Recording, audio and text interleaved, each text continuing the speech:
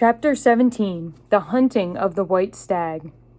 The battle was all over a few minutes after their arrival. Most of the enemy had been killed in the first charge of Aslan and his companions, and when those who were still living saw that the witch was dead, they either gave themselves up or took to flight. The next thing that Lucy knew was that Peter and Aslan were shaking hands. It was strange to see her Peter looking as he looked now. His face was so pale and stern, and he seemed so much older. "It was all Edmund's doing, Aslan," Peter was saying. "We've been beaten if it hadn't been for him. The witch was turning our troops into stone right and left, but nothing would stop him. He fought his way through the three oars to where she was just turning one of your leopards into a statue. And when he reached her, he had a sense to bring his sword smashing down on her wand instead of trying to go for her directly and simply getting made a statue himself for his pains. That was the mistake all the rest were making. Once her wand was broken, we began to have some chance. If we hadn't lost so many already, he was terribly wounded. We must go and see him." They found Edmund in charge of Mrs. Beaver, a little way back from the fighting line. He was covered in blood, his mouth was open, and his face nasty green color. "Quick, Lucy," said Aslan, and then almost for the first time Lucy remembered the precious cordial that had been given her for a Christmas present. Her hands trembled so much that she could hardly undo the stopper, but she managed it, and in the end poured a few drops into her brother's mouth.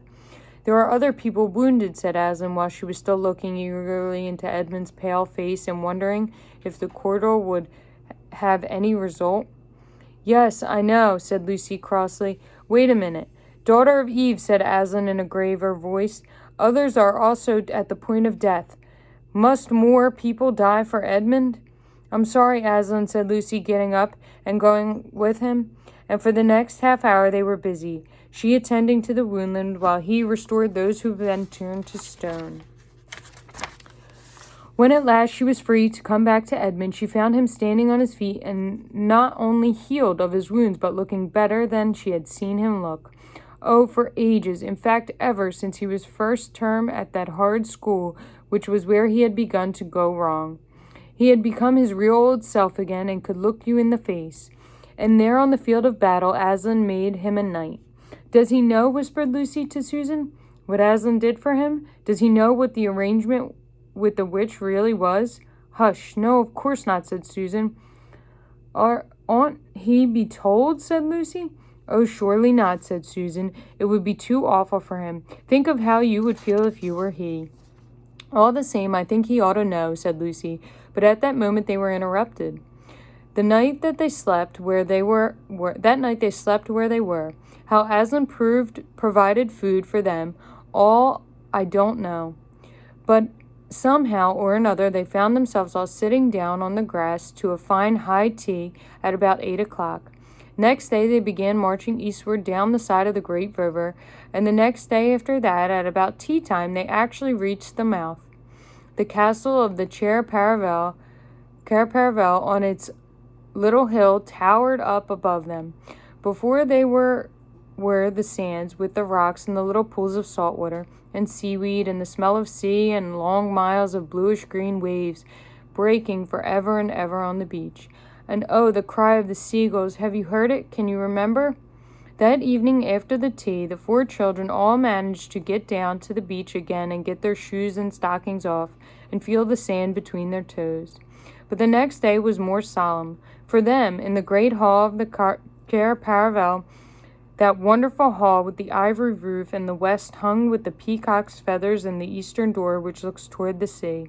In the presence of all their friends and the sound of their trumpets, Aslan solemnly crowded them and led them to the 4 thrones amid deafening shouts of "Long live King Peter, long live Queen Susan, long live King Edmund, and long live Queen Lucy." Sador was asking for her hand in marriage, and she was called to Susan the Gentle. Edmund was a graver and quieter man than Peter, and in great counsel and judgment. He was called King Edmund the Just. But as far as Lucy, she was always gay and golden-haired and all princess. In those parts desired to be their queen. And her own people called her Queen Lucy the Valiant. So they lived in great joy, and if ever they remembered their life in this world, it was only as one remembers a dream.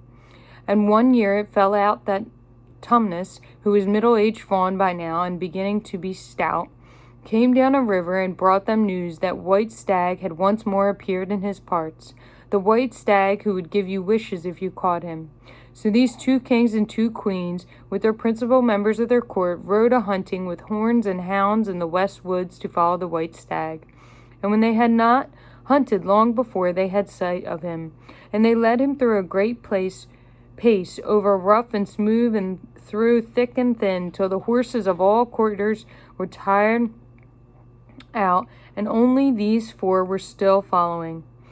And they saw the stag enter into a thicket where their horses could not follow.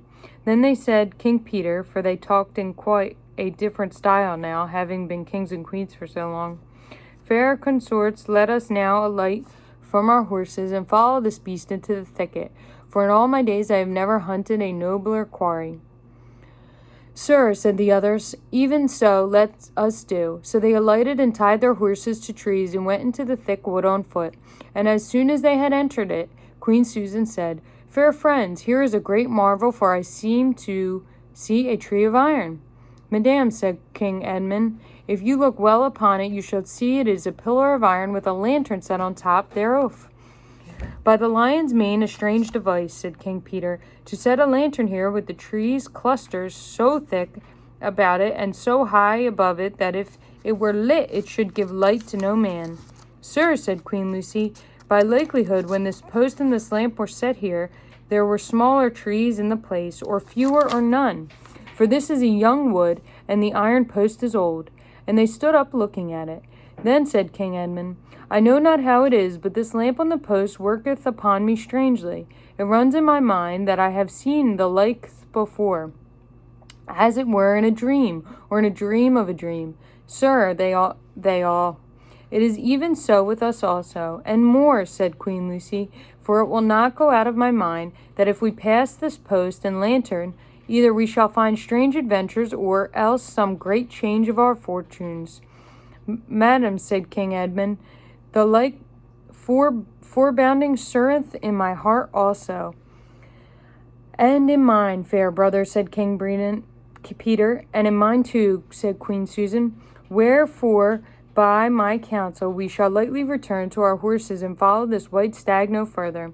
Madame, said King Peter, therein I pray thee to have me excused, for I never since we 4 were kings and queens in Narnia have we set our hands to any high matter, as battles, quests, feats of arms, acts of justice, and the like, and then given over. But always what we have taken in hand, the same we have achieved. Sister, said Queen Lucy, my royal brother speaks rightly, and it seems to me we should be shamed for any fearing or foreboding we turned back from them following so noble a beast as now we have in chase. And so say I, said King Edmund, and I have such desire to find the signification of this thing that I would not by my good will turn back for the richest jewel in all Narnia and all the islands. Then in the name of Aslan, said Queen Susan, if ye will all have it so, let us go and take in the adventure that shall fall us. So these kings and queens entered the thicket, and before they had gone a score of paces, they all remembered that the thing they had seen was called a lamppost. And before they had gone 20 more, they noticed that they were making their way not through branches, but through coats. And the next moment they all came tumbling out of a wardrobe into the empty room. And they were no longer kings and queens in their hunting array, but just Peter, Susan, Edmund, and Lucy, in their old clothes. It was the same day and the same hour of the day in which they had all gone into the wardrobe to hide. Mrs. Macready and the visitors were still talking in the passage, but luckily they had never came into the empty room, and so the children weren't caught. And that would have been the very end of the story, if it hadn't been that they felt they really must explain to the professor why 4 of the coats out of his wardrobe were missing. And professor, who was a very remarkable man, didn't tell them not to be silly or not to tell lies, but believed the whole story. No, he said, I don't think it will be any good trying to go back through the wardrobe door to get the coats. You won't get into Narnia again by that route. Nor will the coats be much use by now if you did. Eh? What's that? Yes, of course you'll get back into Narnia someday. Once a king in Narnia, always a king in Narnia. But don't go trying to use the same route twice. Indeed, don't try to get there at all. It'll happen when you're not looking for it. And don't talk too much about it, even among yourselves.